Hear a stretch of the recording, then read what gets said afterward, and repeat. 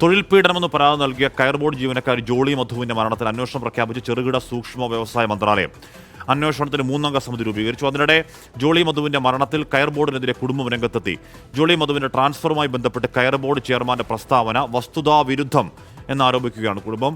അശ്വിൻ പാലാഴി വിവരങ്ങൾ ചേരുന്നു. അശ്വിൻ, എന്തായാലും ആ മരണശേഷമാണെങ്കിൽ കൂടിയും ജോളി മധു നേരിടേണ്ടി വന്ന തൊഴിൽ പീഡനത്തെക്കുറിച്ച്, അന്യായമായ ട്രാൻസ്ഫറിനെ കുറിച്ചൊക്കെയുള്ള വിശദമായ പരിശോധനയ്ക്ക് വീണ്ടും കളമൊരുങ്ങുകയാണോ അശ്വിൻ?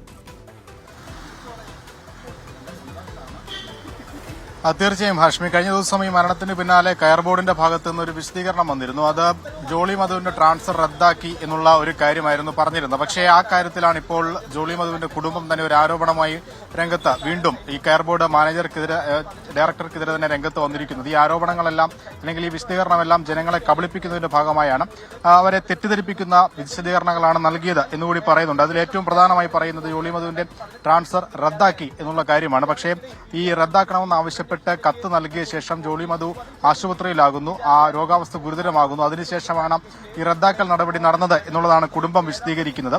പിന്നീട് ജോളി മധുവിന്റെ മരണത്തിന് ശേഷം ഒരു കൃത്യമായ വിശദീകരണം ജനങ്ങളിലേക്ക് എത്തിക്കാനോ മാധ്യമങ്ങൾക്ക് മുന്നിൽ പറയാനോ ഈ കയർ ബോർഡ് മാനേജർ തയ്യാറായില്ല എന്നുള്ള ആരോപണം കൂടി പറയുന്നുണ്ട്.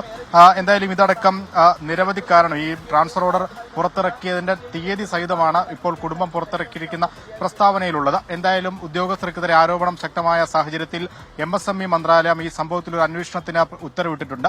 3-അംഗ സംഘം 15 ദിവസത്തിനകം അന്വേഷിച്ച് റിപ്പോർട്ട് നൽകാനാണ് നിർദ്ദേശം നൽകിയിരിക്കുന്നത്. ഹാഷ്മി, അശ്വിൻ പാലാഴിയാണ് ആ വാർത്തയുടെ വിവരങ്ങൾ നൽകിയത്.